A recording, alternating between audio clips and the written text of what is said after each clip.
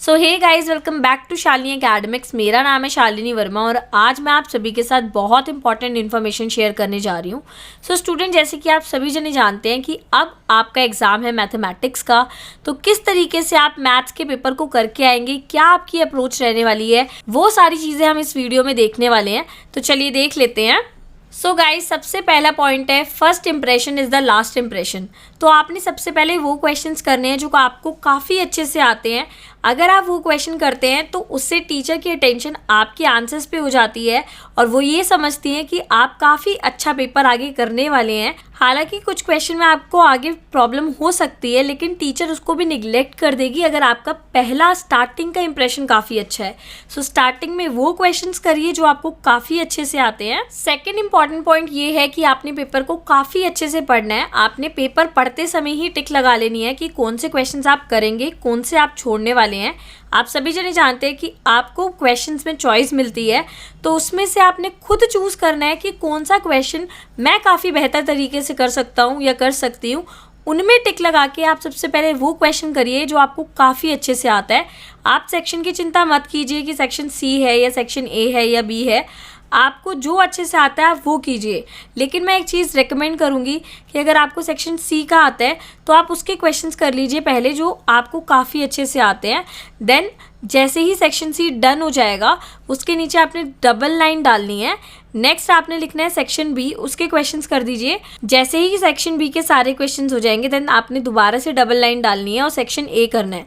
हमेशा मैथ्स का पेपर मैं सबको सजेस्ट करती हूँ आप पीछे से स्टार्ट कीजिए। जो क्वेश्चंस आपको काफ़ी अच्छे से आते हैं, जिनकी मार्किंग स्कीम भी बहुत ज़्यादा है, वो क्वेश्चन कीजिए ताकि आप पेपर में उलझे नहीं और आपका पेपर समय से हो जाए।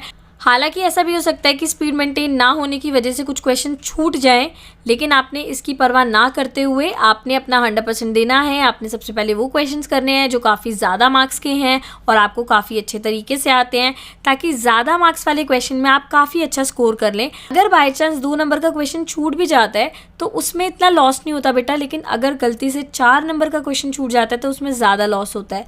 तो आपने स्ट्रैटेजीज इस तरीके से बनानी है कि आपने पीछे से करना है ताकि आप ज़्यादा मार्क्स के क्वेश्चन को पहले परफॉर्म कर लें और काफ़ी अच्छा स्कोर मेंटेन करके चलें। नेक्स्ट पॉइंट है मेंटेन स्पीड। आपने स्पीड को मेंटेन करके रखना है। ऐसा नहीं होना चाहिए कि आपने काफ़ी ज़्यादा टाइम सिर्फ एक क्वेश्चन में वेस्ट कर दिया है उसकी कैलकुलेशन निकालने के चक्कर में, और वो कैलकुलेशन सिर्फ आपको हाफ मार्क्स दिलाती। सो आपने काफ़ी समझदारी से अपने आंसर्स को लिखना है ताकि आपके कम से कम नंबर कटें।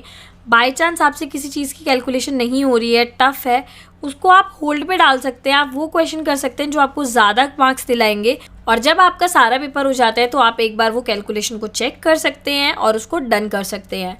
सेव योर टाइम और काफ़ी वाइजली आपने डिसीजन लेना है कि कौन सा क्वेश्चन पहले करना है, कौन सा बाद में करना है, कौन सा क्वेश्चन ज़्यादा मार्क्स दिलाएगा, किस क्वेश्चन में स्पीड मेंटेन हो जाएगी, किस में नहीं होगी। ये सारे डिसीजन आपने खुद करने और पहले से करके जाओ ताकि एग्जाम में ज़्यादा सोचना ना पड़े, क्योंकि वहाँ पर आपने करना होता है। सो स्टूडेंट, आपने ये भी देखते हुए चलना है कि आपको सिर्फ 2 घंटे मिलेंगे, ज़्यादा समय नहीं है, तो क्वेश्चन को सही से चुनना बहुत ज़रूरी हो जाता है। सो आई होप आप पहले से ही स्ट्रैटेजी बना लेंगे और सही तरीके से पेपर के आंसर्स करके आएंगे। नेक्स्ट इंपॉर्टेंट पॉइंट ये है कि आपने कोई भी क्वेश्चन छोड़ना नहीं है। अगर आपको कोई क्वेश्चन नहीं भी आता है तो आपने फिर भी करके आना है, क्योंकि इस पेपर में नेगेटिव मार्किंग नहीं है।